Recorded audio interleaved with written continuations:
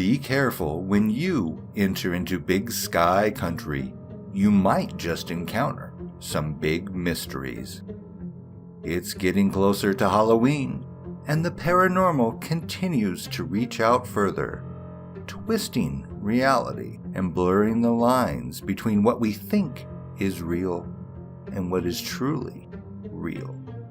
The power of the paranormal can extend as easily through a Ouija board as it can a Skype call, a Voodoo Rain Stick, the hands of the devil himself, and more, as you will hear in these 6 supposedly true paranormal stories from Reddit.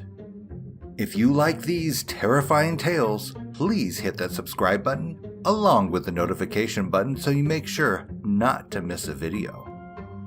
Now, sit back and listen to these tales and try not to think about how long it is until daylight returns. The Abduction of Young Pat by Creepy Colombian. A little backstory from myself. I am a 29-year-old Colombian female. Being born and raised in Colombia, I had my share of paranormal, dangerous, and scary experiences. The first one I can think of was this one. The story that my mom told me once I was old enough to cope with it. She is a fairly religious woman. We all are, after all, Catholic to the core. She was born in this tiny, rural town, very deep in the Colombian plains. This deserted part of the country is famous for cattle raising, coke plant harvesting, and guerrilla encounters with the military and paramilitary troops. Needless to say, it is a rough place to grow up, especially for a small female like my mom was.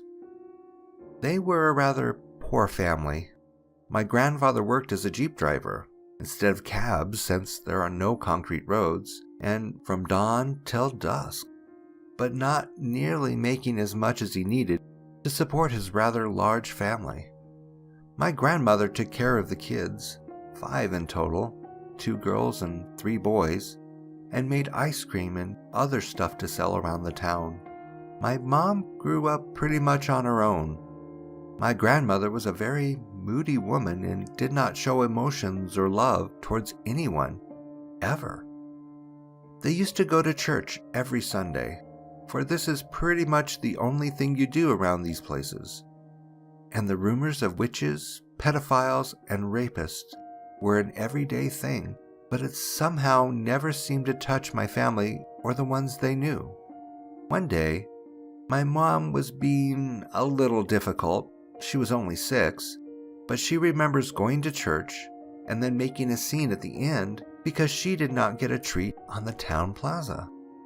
My grandmother, being the short-fused woman that she was, told her to stop it or else she would be taken by the devil for being a bad girl. This was a very common threat back in the day in such a religious society, so she neither stopped nor gave any mind to what her mother was saying. She then saw him.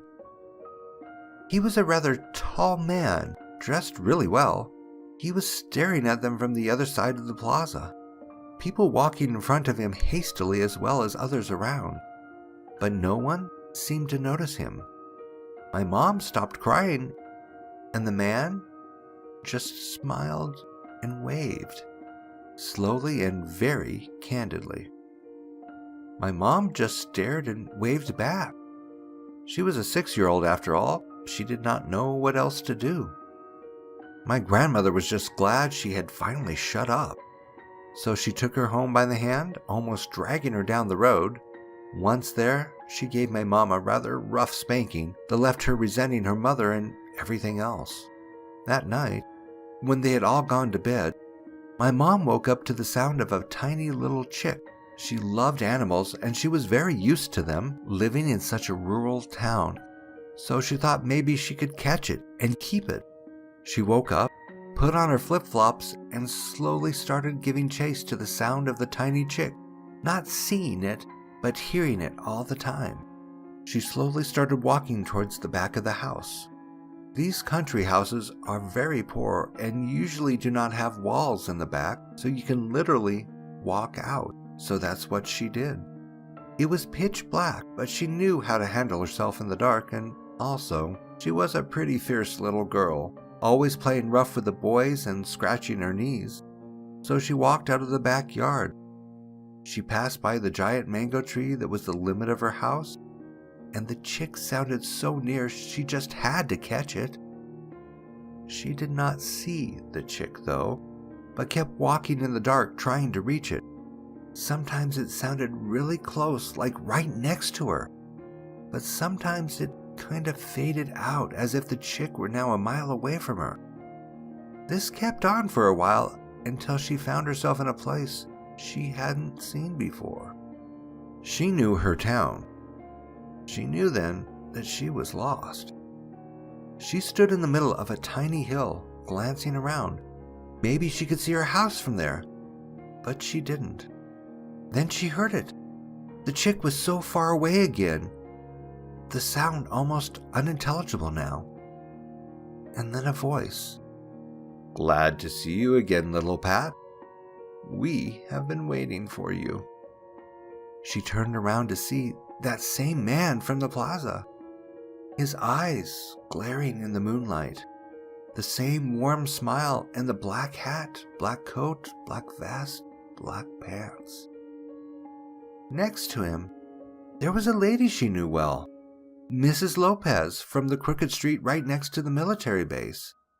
She looked pretty much as always, just sitting there with her Sunday dress, black as the night itself, a black lace veil on the back of her hair, hands crossed on her lap. They were both sitting on a fallen log, huge and also kind of decomposing. My mom saw worms crawling and insects moving around it. She realized then of the smell.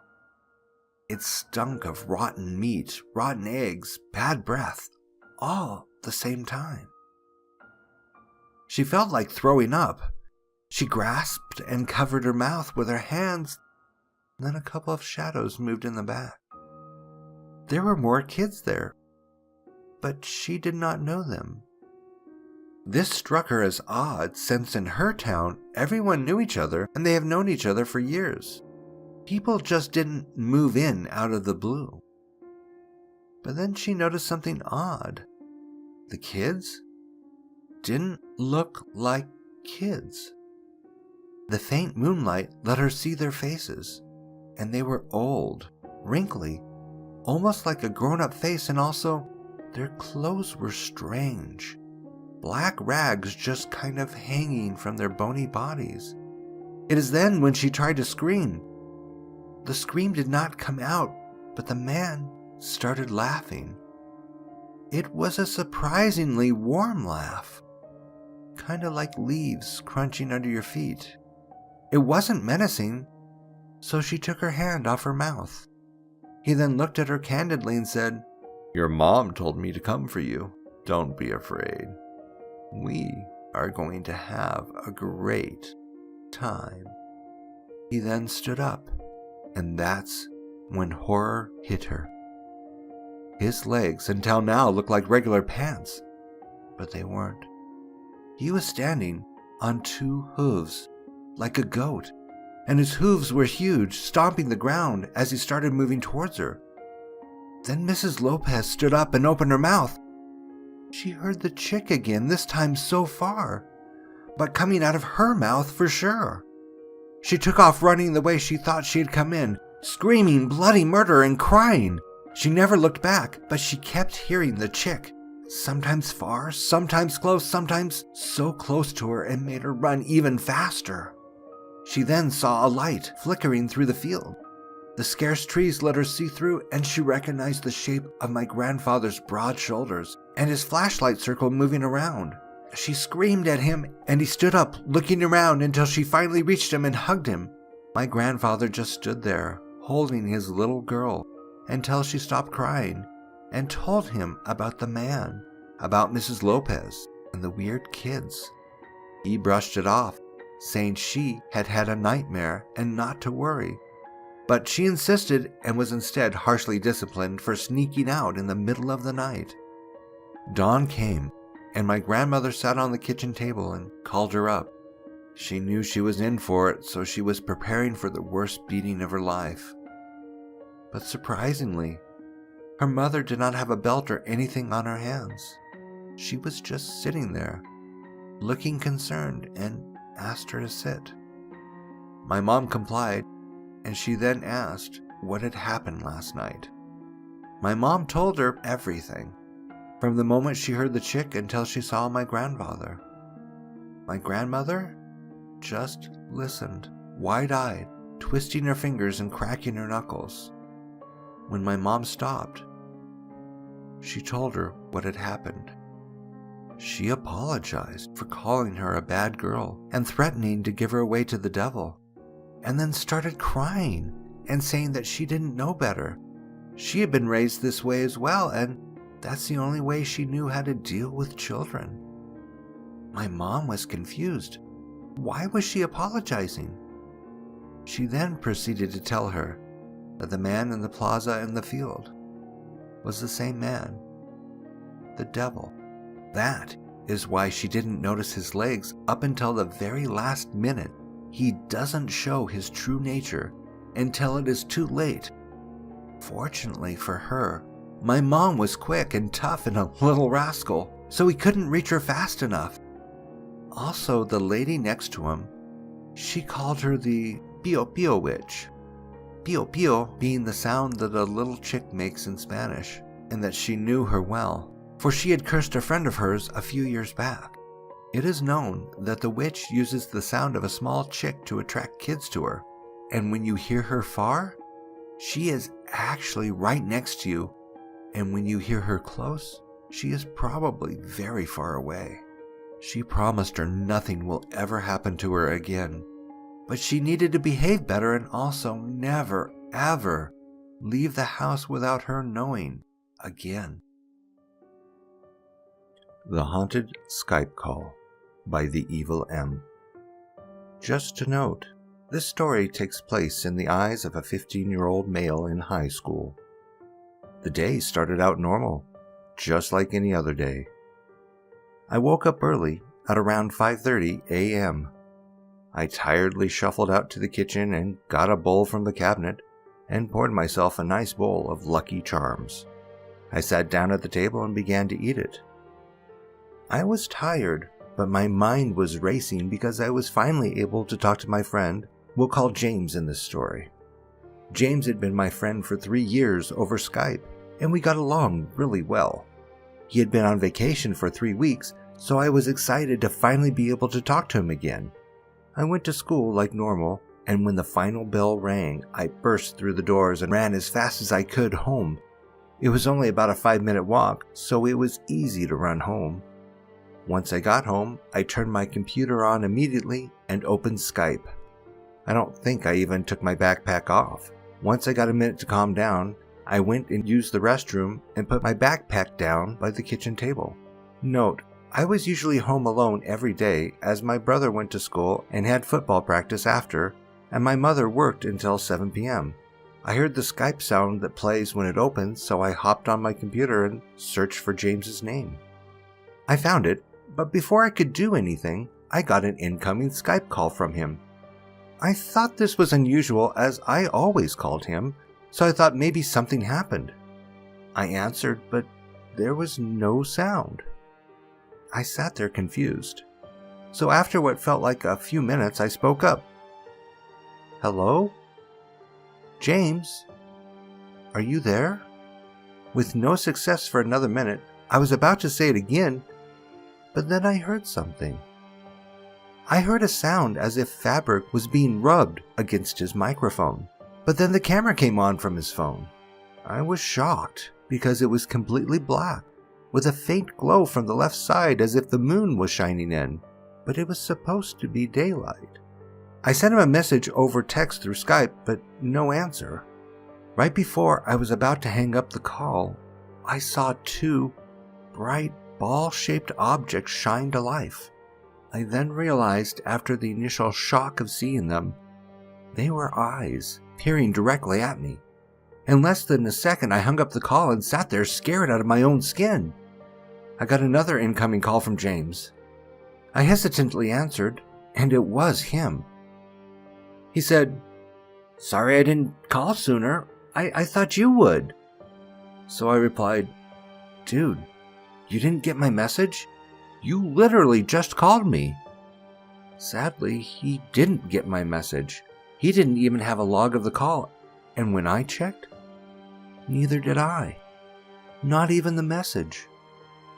I looked at my phone, then back up to the screen. When I looked, I saw nothing but those creepy eyes and blackness. I shook and the entire log I just had with him was gone, but the old one was back. I was so scared I started to tear up.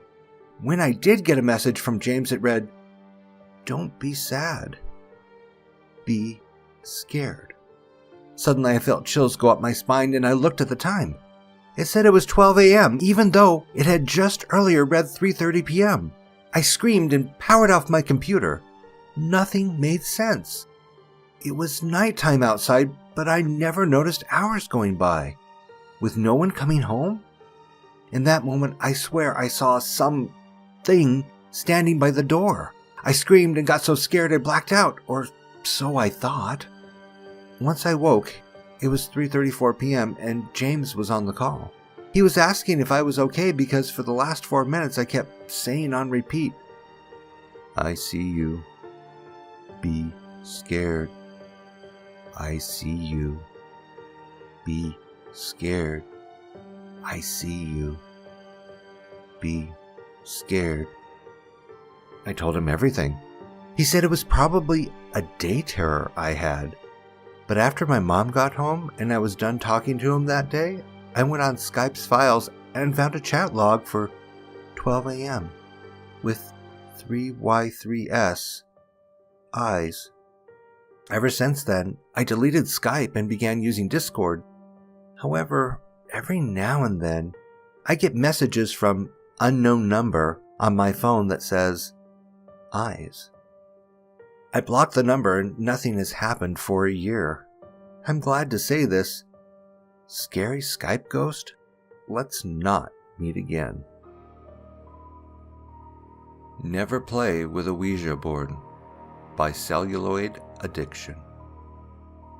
This story happened in October of 2004, back when I was still a third-year high school student. My friends and I stuck around the school late at night after our annual Halloween party. We had agreed to try out my friend's Ouija board. It wasn't the brightest idea, but we needed a thrill. We found a nice spot under a huge Nara tree and proceeded with our half-assed ritual. There were 5 of us, 2 boys and 3 girls. We were all expecting some kind of paranormal contact. Rumors had it our school was haunted, but we've never really experienced anything firsthand. And it was Halloween when all the spirits came out to play.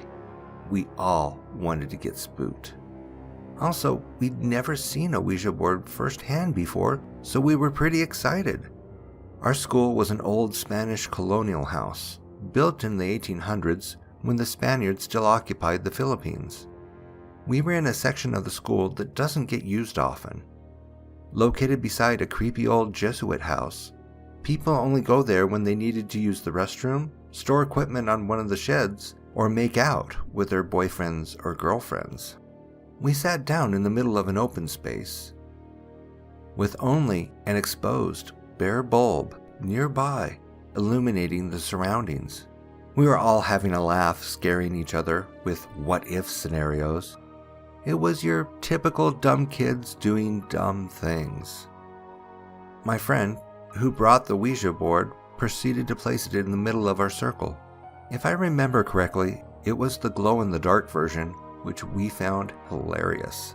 But it gave us the ability to see what was written in the dark. Not knowing what to do and going after what we'd seen in the movies, we all proceeded to place our index finger on top of the planchette. We sat there looking at each other until one of us said, "What's next?" We didn't know if there was a proper way to start the ritual, plus the board didn't come with instructions, so we decided to just throw in a question. Is anybody there? I called out into the darkness. If there are spirits living here, please talk to us. One of the girls joined in. We clearly had no idea what we were doing. Still, nothing, not even the slightest bit of wind. One of my friends jerked the planchette and the girl who brought the Ouija board screamed, breaking the silence. We all laughed at how ridiculous it was. After a bit of joking around, we decided to give it another go. We all placed our index fingers on the planchette once more and asked, "Is there anyone there? We would like to make contact." "Don't break the circle," one of my friends jokingly said. "Shut up," I whispered. We were just about ready to give up when the wind started to pick up. The stillness broke and the darkness around us seemed to move.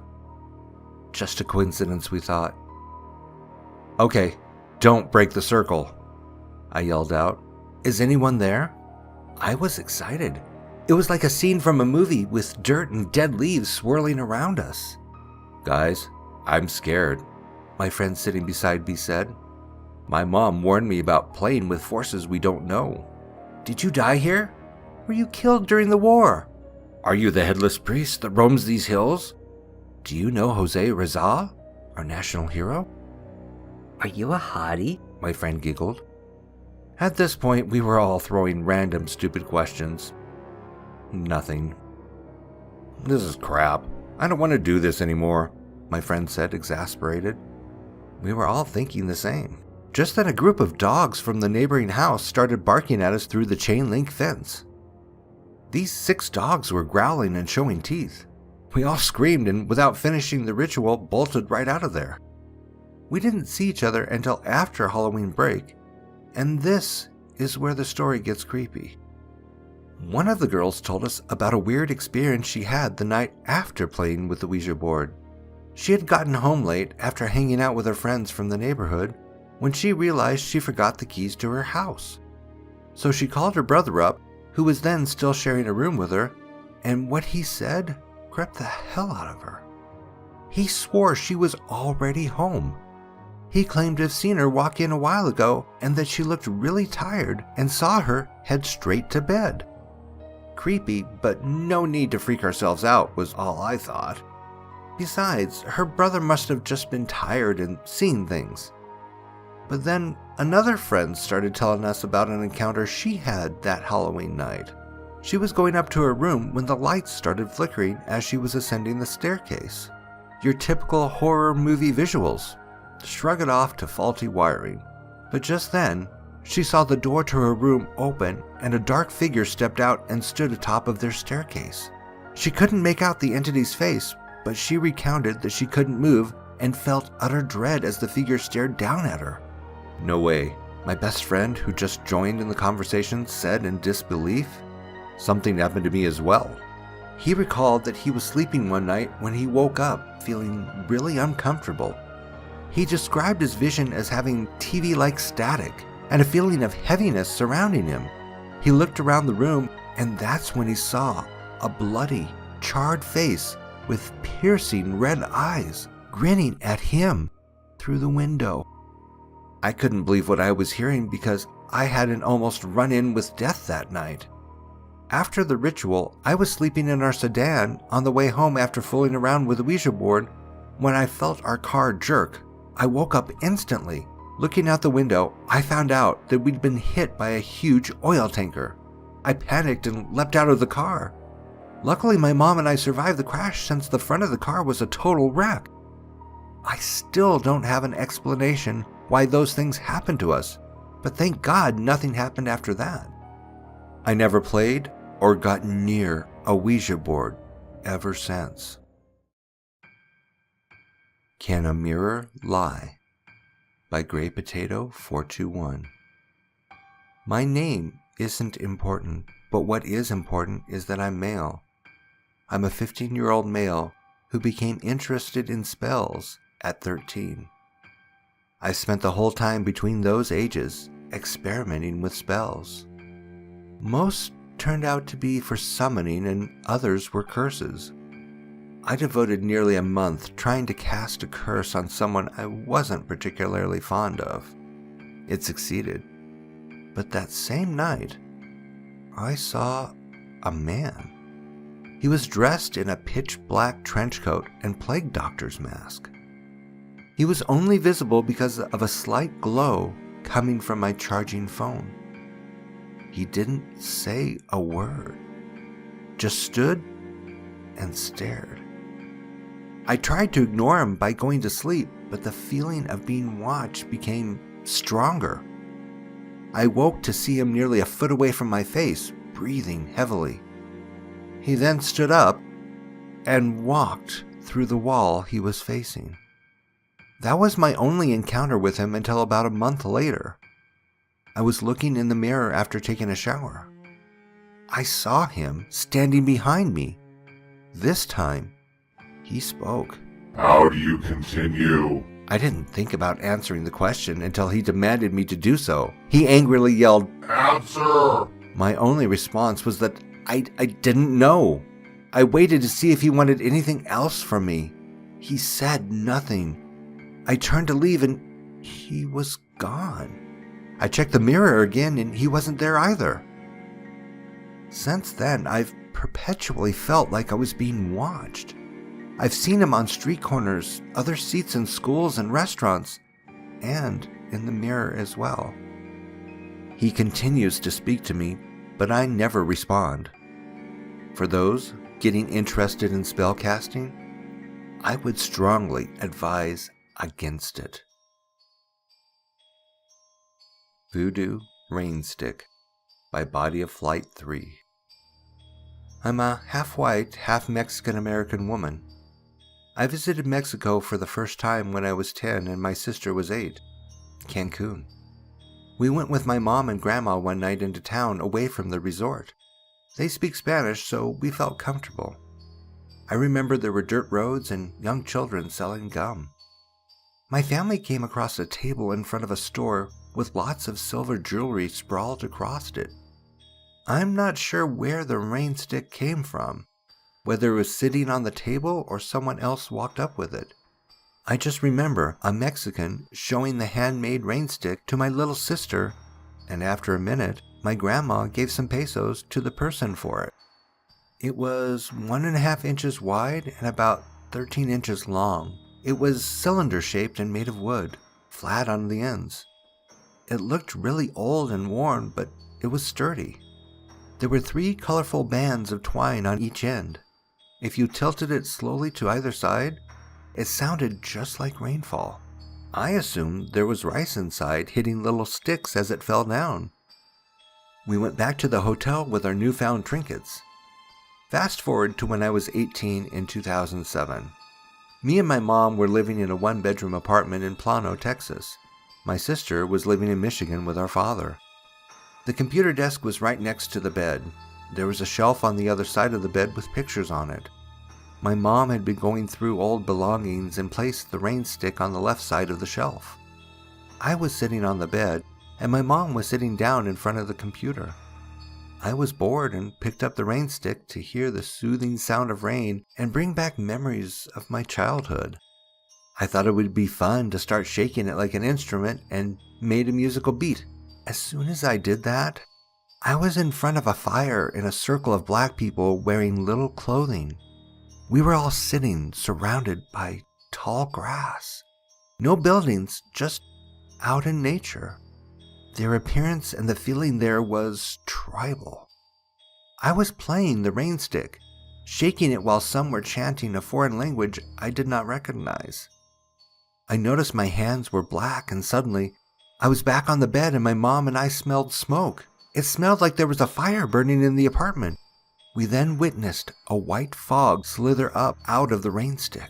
We screamed at the top of our lungs. We ran out of the apartment as I dropped the stick. We calmed each other down, thinking about what we should do. I told her about the vision I had while playing the rain stick.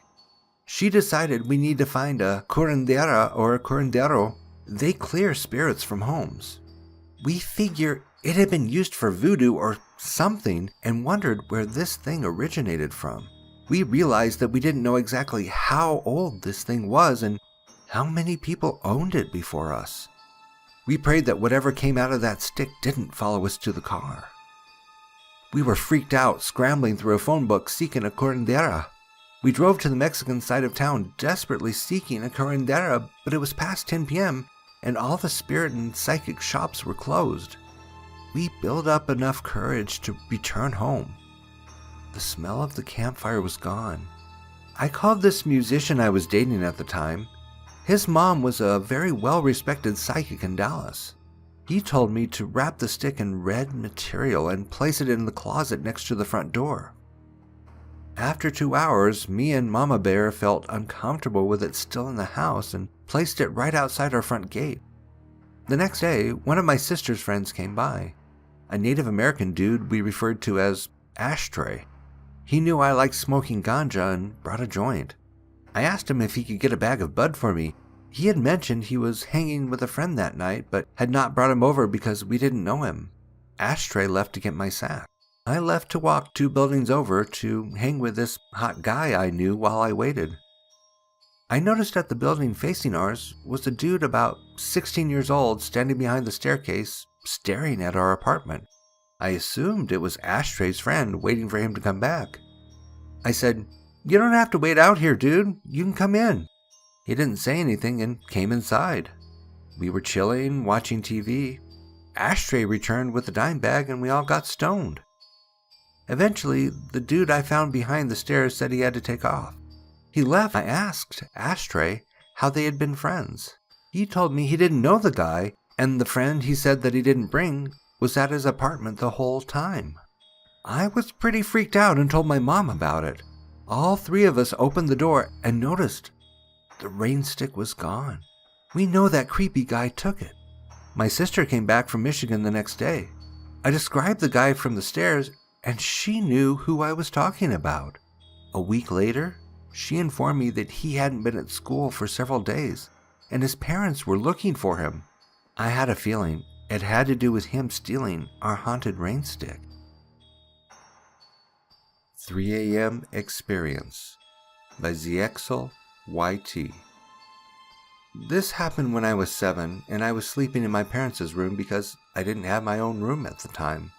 My dad was working at the casino down in Laughlin, which was about 30 minutes away from the house at the time, in a housing complex where every house looked exactly the same, except for with different colored shackles on top of the houses. It was around 2:32 in the morning when I woke up to go to the bathroom and get a glass of water before going back to sleep. I spent a while in the bathroom, and since I didn't have a phone at the time, I was playing with my old SpongeBob Knows Your Name doll from around 2001. I was a complete SpongeBob fan, and I had Patrick and Squidward toys in my house's computer room, where all the toys of mine were kept in a closet. I finished going to the bathroom and proceeded to go out to the kitchen, where my grandfather was asleep, and left the television on. I just left it on as he tends to keep it on 24/7. It seemed a bit tense in the kitchen, but I just ignored it.